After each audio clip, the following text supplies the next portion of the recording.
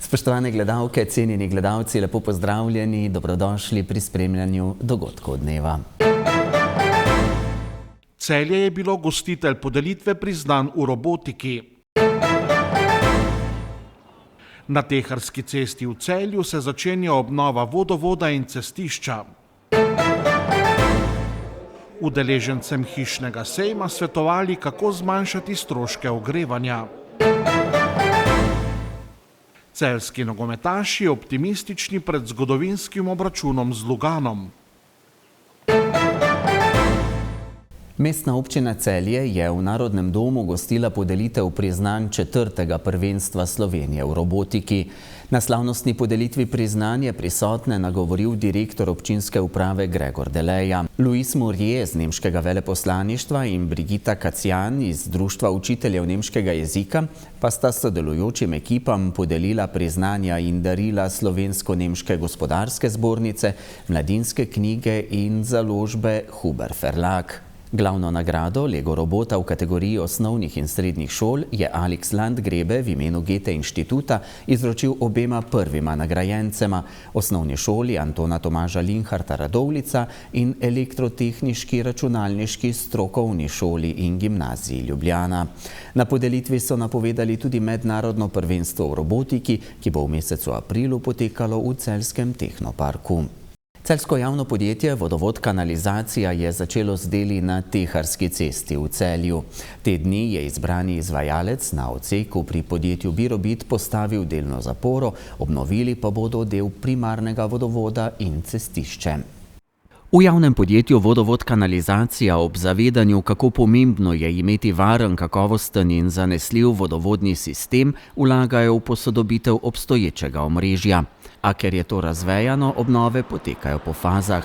Pred kratkim so začeli z deli na odseku Teharske ceste. V začetku februarja smo uvedli gradbenega izvajalca Sial GP d.o.o. v delo, in sicer za obnovo primarnega vodovoda v Teharski cesti.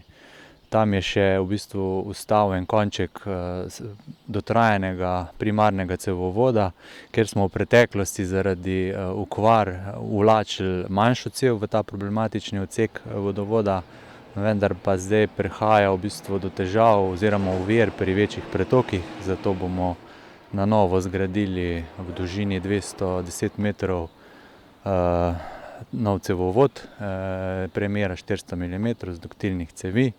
Hkrati se bo obnovilo 9 vodovodnih hišnih priključkov in opustil bo se še en star manjši vodovod, ki tudi poteka trenutno v Teharski cesti in oskrbuje te objekte. Izbrani izvajalec podjetje Sial je že začel z deli na terenu. Tako je zaenkrat na tem odseku Teharske ceste vzpostavljena polovična prometna zapora in postavljen semafor. Po sami obnovi oziroma izgradnji tega vodovoda se bo še v sklopu vzdrževalnih del na cestah obnovil pločnik na tem odseku in pa preplastilo celotna širina Teharske ceste na tem območju. Pogodbena vrednost del znaša tu 200 000 evrov brez DDV, nadzor nad deli pa izvaja podjetje Cesting Boštjan Duranič SP. Ob zaključku del, torej ko bodo cesto še asfaltirali, bo ta v času del kakšen dan ali dva zaprta za ves promet. Dobava vode pa bi lahko bila motena le v času prevezave na nov odsek vodovoda. To gre denar iz amortizacije cevovodov. Dela pa bodo zaključena tam nekje v 3 mesecih, tako ima pogodbeni rok izvajalec. Dela naj bi bila tako, če bo vse teklo po planu, zaključena še pred začetkom poletja. Podjetje Kronoterm, ki ima sedež na Gomilskem v neposredni bližini avtocestnega priključka v Šentrupertu v občini Braslovče, je v teh dneh pripravilo hišni sejem. Na njem predstavljajo izdelke iz svoje ponudbe, obiskovalcem pa ponujajo tudi nasvete, katero toplotno črpalko izbrati in kako zmanjšati stroške ogrevanja.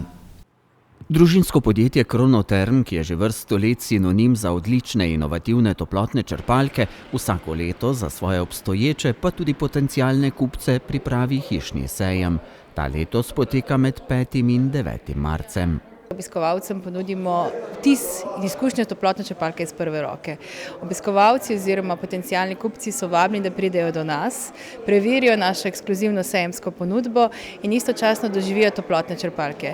Vidijo, kako delujejo, kako tihe so, istočasno govorijo z našimi prodajnimi inženirji glede njihovih zahtev, potreb, ki imajo s svojimi objekti in seveda za vsa vprašanja, ki jih imajo, ki so odprte tako tehnične kot recimo neke uporabniške narave in seveda lahko vidijo, kje Kronoterm je in kaj počnemo. Na hišnem sejmu si lahko ogledamo celotno njihovo ponudbo različnih toplotnih črpalk za vgradnjo v hiše, pa tudi v stanovanja. Mi ponujemo toplotne črpalke tako rečeno za vse zahteve, od tistih najmanjših, kot ste omenili, kot so stanovanja, do tistih večjih komercialnih objektov. In seveda tu so tudi rešitve za izključno pripravo tople sanitarne vode. Za obiskovalce sejma so ob morebitnem nakupu pripravili tudi posebno akcijo. Na hišnem sejmu vsak obiskovalec je seveda postrežen s toplo kavo in prigrizki, je pa tu za vse interesente tudi posebna sejemska akcija, ki je res izjemna in velja v času hišnega sejma, ekskluzivno, bo pa vsak obiskovalec seveda tudi prejel praktično darilo. In na kaj moramo biti pri nakupu toplotne črpalke pozorni?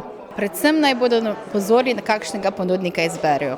Namreč toplotna črpalka je z vami 15 let in več in pomembno je, da imate na drugi strani sogovornika, ki vam bo vedno na voljo. Kaj to pomeni? Podobno kot pri avtomobilu je treba črpalko tudi vzdrževati v njeni življenjski dobi. In zelo je priročno, kadar je potrebno kaj popraviti, poservisirati, da so rezervni deli in tudi sam servis na voljo. Je pa seveda tudi tu opcija spodbud strani Ekosklada, kjer lahko vse naše toplotne črpalke prejmejo subvencijo pri nakupu in to pomeni tudi nekje do 6.000 evrov dodatne subvencije že na našo obstoječo sejemsko akcijo. V podjetju so prejeli že številne certifikate in nagrade, zdaj se lahko pohvalijo še z eno, saj so postali prejemnik Ernst & Young nagrade odličnosti za družinsko podjetje, s čimer poudarjajo svojo inovativnost, trajnostno naravnanost, pa tudi vlogo vodilnega proizvajalca toplotnih črpalk v Sloveniji in Evropi. Res smo ponosni, da se podjetniška zgodba plete čez več generacij. Že od samega začetka, ko je ustanovitelj Rudi Kronovšek leta 1976 razvil prvo toplotno črpalko in potem pred 35 leti ustanovil tako rečeno iz garaže to podjetje, ki je danes eno izmed najbolj inovativnih v Evropi. In podjetniško znanje se iz gospoda Kronovška, seveda na gospoda direktorja Bogdana Kronovška in zdaj tudi na mlajše generacije dobro prenaša in se veselimo izzivov, ki jih bomo tudi imeli v prihodnosti. Družinsko podjetje Kronoterm je sicer svojo pot začelo leta 1976, danes pa ima skoraj 120 zaposlenih. Prisotni so na 18 svetovnih trgih, število njihovih uporabnikov pa se je dvignilo že na preko 110 000.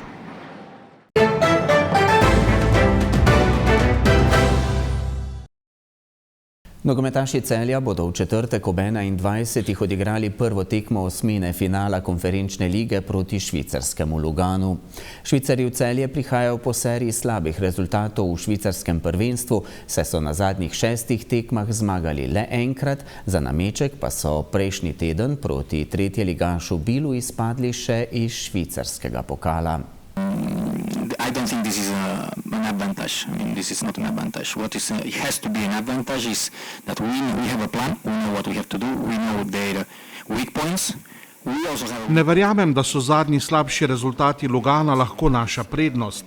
Naša prednost mora biti v tem, da vemo, kako igrati proti njim in kje so njihove slabše točke.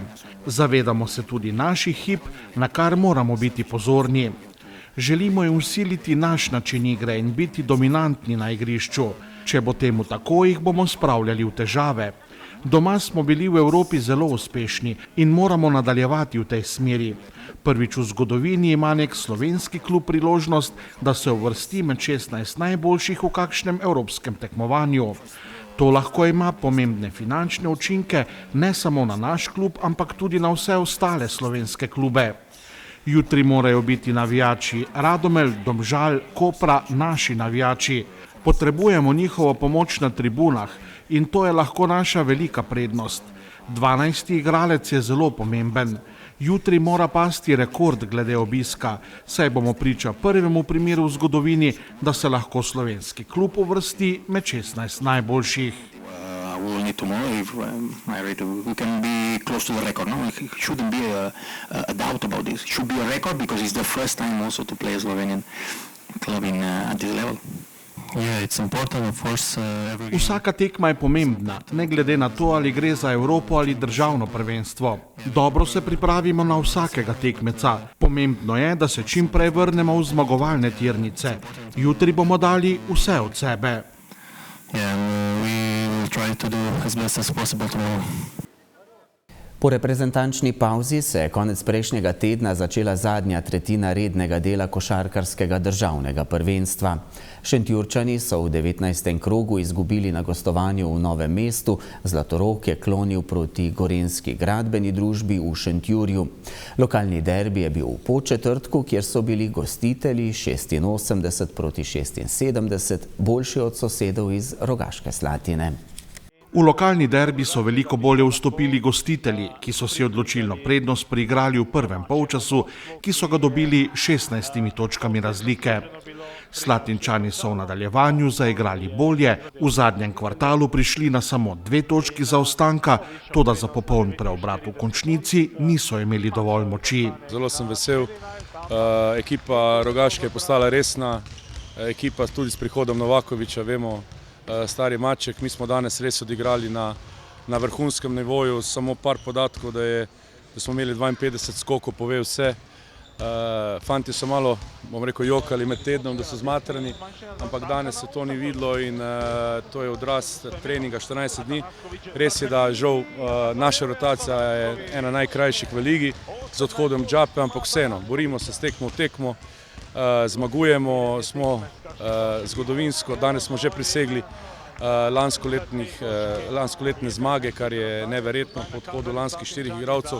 Gremo dalje tekmo po tekmo, veseli me polna dvorana, kar je za obe naše dva lepa mesta zelo lepo videti in gremo dalje. Košarka se ne igra na tak način, kot naši igralci mislijo, pač premehko je to in ob tem nismo niti sposobni spremljati informacije, ki jih dobivajo čez teden za nasprotnika, kriminalno razmišljanje o obrambi, slab burden tokrat.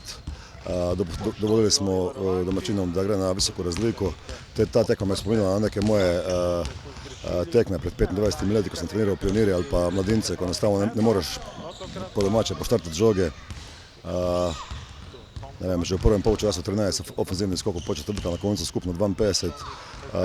Sicer smo povohali zmago, nismo takrat dobro odreagirali, ko smo prišli na 2 točke razlike. Če pa povzamemo vse skupaj, zaslužena zmaga Podčetrtka, ja se predal ne bom, če se pa igralci bodo predali, potem bom težko pomagal. Pri Podčetrtanih je bil najbolj razpoložen kapetan Simo Atanackovič, ki je dosegel 29 točk. Tudi ko se je Rogaška približala na 2 točki zaostanka, so v domačem moštvu ostali mirni. Ti nosilci, ki tudi jim zaupam oziroma je obojestransko zaupanje, so vrnili danes za tisto, kar trenirajo in neverjetno tudi centri, Igor, skoki v napadu, ameriški organizator Josh, neverjetno na žogi. Vse moram pohvaliti, kapetan je danes Simo Atanackovič odvodil ekipo odlično in napadu in obrambi in jaz sem zelo ponosen na njih. Podčetrtek je trenutno z 12 zmagami in 7 porazi na 4. mestu prvenstvene lestvice. Letošnjo visoko uvrstitev v Podčetrtku pripisujejo dejstvu, da so v sezono vstopili samozavestno in brez rezultatskega pritiska. Samozavest plus ni pritiska. Mi smo pokazali, kakšno pot gremo, da nismo pripeljali dodatne ukrepitve po odhodu. Tekmo po tekmo mi nekega pritiska nimamo, probali bomo vsako tekmo zmagati in ostati čim više vrhu. Šentjurčani so na gostovanju v Novem mestu pri Krki doživeli 11. poraz v letošnji sezoni.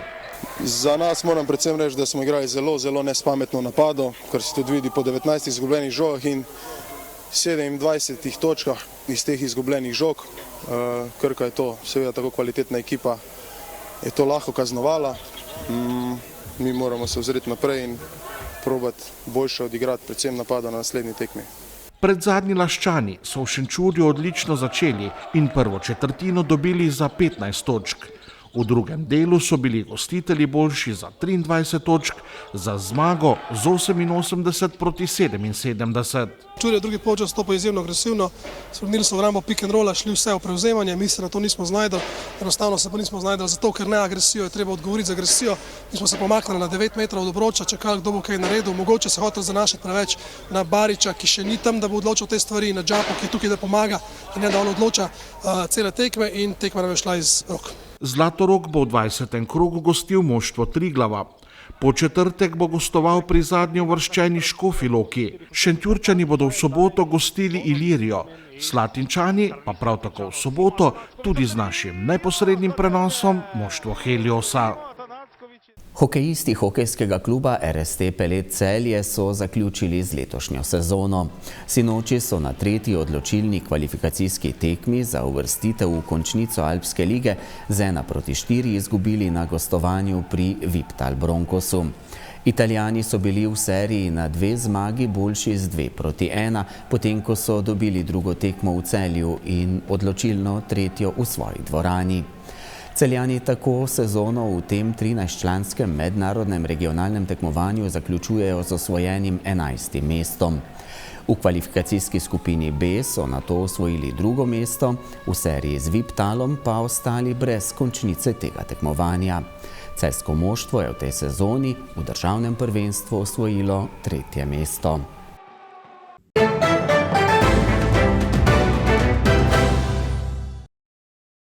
Jutri bo jasno, čez dan bo ponekod zapihal jugozahodni veter. Najnižje jutranje temperature bodo od -4 do 0, ob morju okoli 2, najvišje dnevne od 15 do 20 stopinj Celzija. V petek bo še pretežno jasno, v soboto pa se bo oblačnost od juga povečala. Spremljali ste dogodke dneva, hvala za pozornost, lep večer in nasvidenje.